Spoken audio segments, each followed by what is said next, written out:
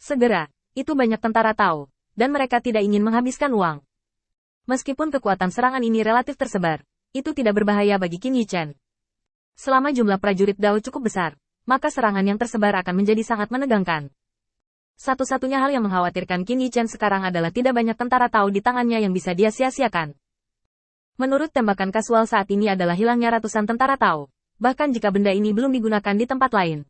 Bagi Qin Yichen, ini jelas merupakan kerugian besar. Para prajurit Dao yang mengais dari para dewa liar pada awalnya sekarang telah mengonsumsi lebih dari setengahnya, dan efek dari para prajurit Dao untuk menahan boneka-boneka ini sangat terbatas, dan mereka harus datang dan menariknya sendiri. Segera setelah Qin Yichen melancarkan serangan balik, para komandan iblis ini membagi pasukan mereka menjadi dua kelompok, menunjukkan kebijaksanaan yang sama sekali bukan milik mayat. Pada saat inilah orang-orang biasa akan ketakutan ketika mereka melihatnya. Qin Yichen memulai. Setelah melihat pihak lain pergi, Qin Yichen langsung meledak dengan kecepatan penuhnya untuk dua boneka sementara sendirian. Ada suara pecah di udara, dan sebelum boneka iblis dapat mengetahui apa yang berbeda, Qin Yichen telah menghancurkan kepala kedua boneka itu, dan sepotong darah hitam pekat tumpah, yang membuat orang merasa berbulu. Serangan yang sempurna. Qin Yichen melambaikan tangannya.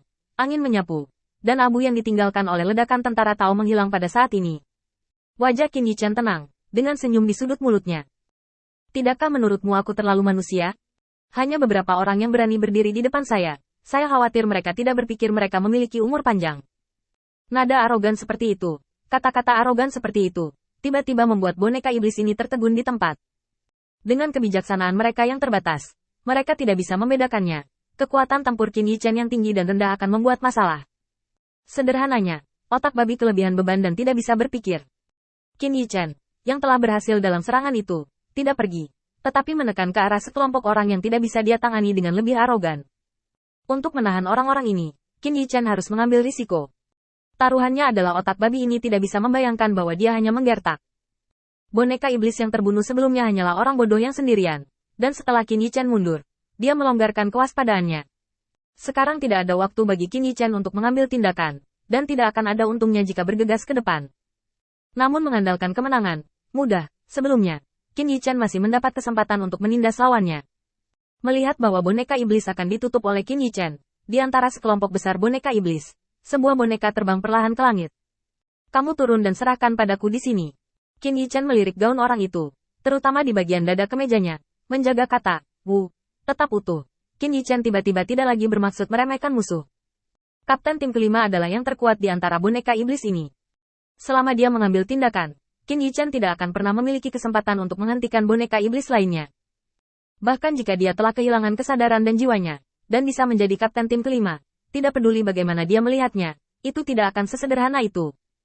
Kekuatannya pasti yang paling kuat, dari segi fisik saja sudah sebanding dengan Demon Rache. Qin Yichen sedang menunggu lawannya datang.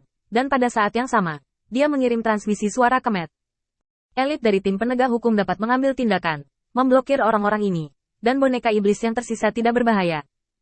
Di permukaan, Qin Yichen berhadapan dengan iblis yang menduduki kapten kelima. Namun pada kenyataannya, mengandalkan kemampuan transmisi suara kapan saja, di mana saja, Qin Yichen menyelesaikan penjadwalan internal kuil penguasa cahaya dengan satu pemikiran. Adapun lawan di depannya, dia tidak memiliki kesempatan seperti itu. Paling-paling, dia membuat beberapa pengaturan untuk pengikutnya ketika dia berangkat. Pengaturan ini akan menjadi semakin tidak efektif seiring berjalannya waktu, dan akhirnya berkembang menjadi individu dan pertempuran individu. Dengan cara ini, Qin Yichen masih yang di atas angin, selama dia bisa bersaing dengan boneka di depannya. Selama dia masih sendiri, Qin Yichen melihat pemandangan di depannya dengan ringan, menggelengkan kepalanya dengan kuat, dan kemudian berkata, "Kamu sangat kuat, mengapa kita tidak bertarung di tempat lain? Jika kita berdua meleset, itu tidak baik untuk kedua belah pihak." Setan itu mencibir, dan memandang Qin Yichen dengan sedikit lebih jijik. "Berapa banyak kekuatan yang bisa kamu miliki sebagai ksatria tingkat menengah kecil?" Qin Yichen tidak terburu-buru untuk membela diri. Dia membukanya. 5 elemen ilmu pedang langsung diaktifkan, dan 5 kekuatan saling memeriksa dan menyeimbangkan, yang membuatnya tampak menyadari totem yang tidak berbahaya sekarang.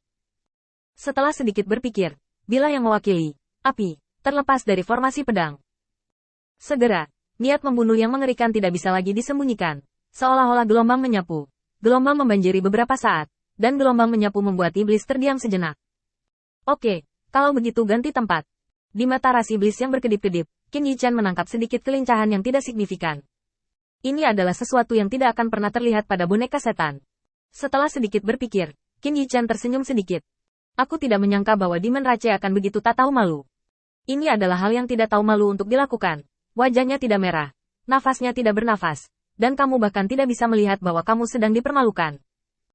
Qin Yichan membawa tangannya di punggungnya, berbalik dan terbang ke langit yang lebih tinggi. Dan di sampingnya, ada 5 elemen ilmu pedang, yang menjamin keselamatannya setiap saat, dan tidak akan dilewatkan oleh iblis di belakangnya. Ketika dia cukup tinggi, Qin Yichan melirik ke bawah dan melihat bahwa kedua kapal perang telah bergegas ke lautan boneka iblis. Seperti titik sepele, menarik sejumlah besar boneka Mozu. Menurut postur ini, tidak akan lama lagi tempat ini akan menjadi bola bundar. Saat itulah kapal perang benar-benar terkepung sampai mati.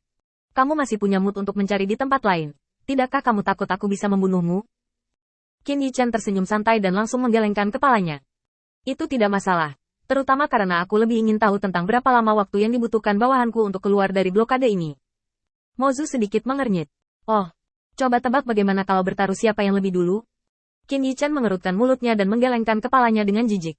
Tidak perlu. Dalam waktu setengah jam, aku akan bergegas keluar. Saat suara Qin Yichan jatuh, pedang api tiba-tiba meletus dan menyerang langsung di depannya. Boneka itu tidak memiliki alat pertahanan apapun. Biarkan pedang Qin Yichan bergerak membombardirnya, dan kemudian runtuh, berubah menjadi nyala api, tumpah ke segala arah. Meskipun ilmu pedang 5 elemen tidak dianggap sebagai ilmu pedang paling kuat di tangan Qin Yichan, itu tidak akan pernah gagal menembus pertahanan lawan. Satu-satunya penjelasan adalah bahwa mayat itu terlalu kuat selama hidupnya.